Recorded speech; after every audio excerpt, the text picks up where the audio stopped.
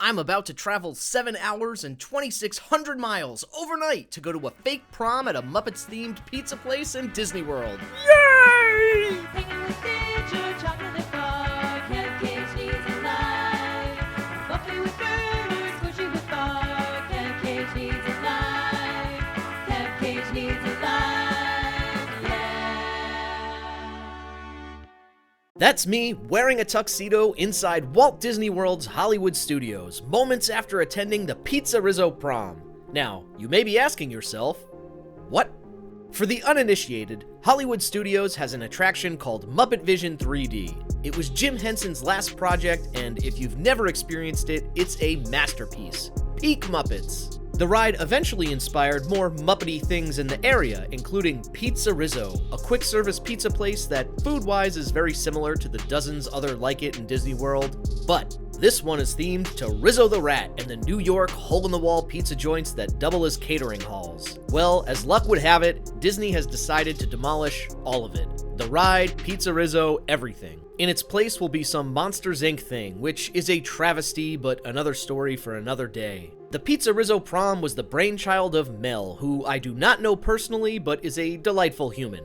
Apparently, she and some friends had joked about doing a formal event in PizzeRizzo's grand ballroom for a while, and with everything closing, it seemed like the perfect time to actually do it. Once I saw the promotion for this event, which is a bullseye in my areas of interest, I knew I had to go. So, our story begins as most do, at the good old United Club Lounge. I enjoyed some of whatever this was, but with an unease for flying exacerbated by current events, it was time for copious amounts of free screwdrivers. 1, 2, 3, It was at this point I realized I forgot to bring my sweatshirt. Thankfully, Hudson News always comes through. $19.99 for a zip-up hoodie? That's the best deal going today, folks. Despite being paper thin, it was surprisingly soft. Highly recommend at the price point. First stop was Denver. On the way there, I enjoyed United's tapas box featuring a bag of olives, red sauce, I guess, and more hummus, which I couldn't tell if it had plastic wrap on the top of it or not,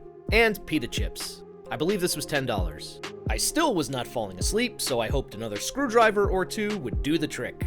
At least I'm getting my vitamin C. Upon connecting in Denver, it was time for another bev to really try and ensure nighty-night time. I also took the opportunity to place some legal sports bets on the Super Bowl, which was the next day, including my pick for next year's winner. I am super ready to get approximately 2 hours sleep.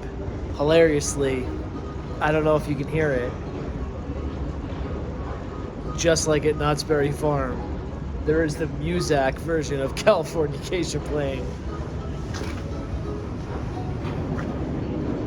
I upgraded my seat hoping I'd have no one in my row, and to my delight, when the doors closed, I was alone. Unfortunately, this did not aid my sleep in the slightest. Finally, I was in Orlando and greeted by that glorious airport carpet.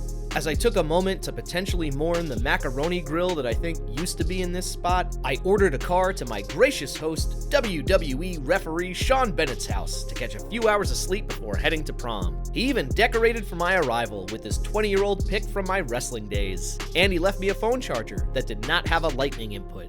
Have to give this place 4 out of 5 stars. After a quick nap and a shower, it was time to get all gussied up and head to Hollywood Studios, home of the soon-to-be demolished PizzeRizzo and Muppet Vision 3D. So we're on our way to the PizzeRizzo prom. I saw somebody walking in who was also going to the PizzeRizzo prom, and I was like, hey, you going to the prom? And they were like, yep, and just zoomed right by me. I'm also probably the oldest by a mile, so maybe this was a giant mistake. Hey, look, it's Sean Bennett. I don't think you're the oldest. We're here. We're here. I don't know what we're about to walk into, but hopefully it's great. I feel like you probably do when you take your kids somewhere. Yeah. When we walk in, I just don't want you to be disappointed. My expectations are very low, so I think it's only going up from here. I'm really hoping the upstairs is open too. That's where you gotta go. That's the whole point. I am sweating profusely. This is already a terrible idea.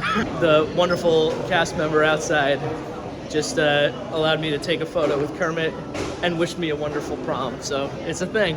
I went upstairs into the banquet hall, and within seconds of walking in, I was walloped by the notion of something I hadn't previously considered. So I very quickly realized that I don't know any of these people, and they don't know me, but they all seem to know each other. Sean Bennett left me to go outside. I turned around and he was gone. That's where he went. I'm taking in the views. But you can't leave me on my own in there. I need help. I think I need a drink because my date has arrived.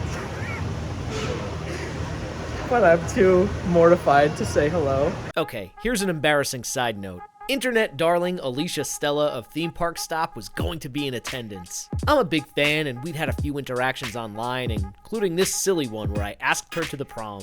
So I was very excited to meet her and get a photo, and you can imagine how absolutely mortified I was when I introduced myself by saying, "Hey, I'm Kev, I'm your date, chuckle chuckle," and she had no idea who I was or what I was talking about. Because of course she wouldn't. I'm one of thousands of randos she probably interacts with online. You're not the center of everyone's universe, Kev Cage. God, what was I thinking? Anyway, I didn't get my photo because I was dying of embarrassment, but WDW Field Guide made these shirts, so I'll probably just get one of these instead. Unless that's even more cringe. Why am I so bad at social graces? Stop to mobile order some sangria, get a little more courage to talk to these random people from the internet. Sean Bennett has left me once again. Cheers. Happy prom. Happy prom.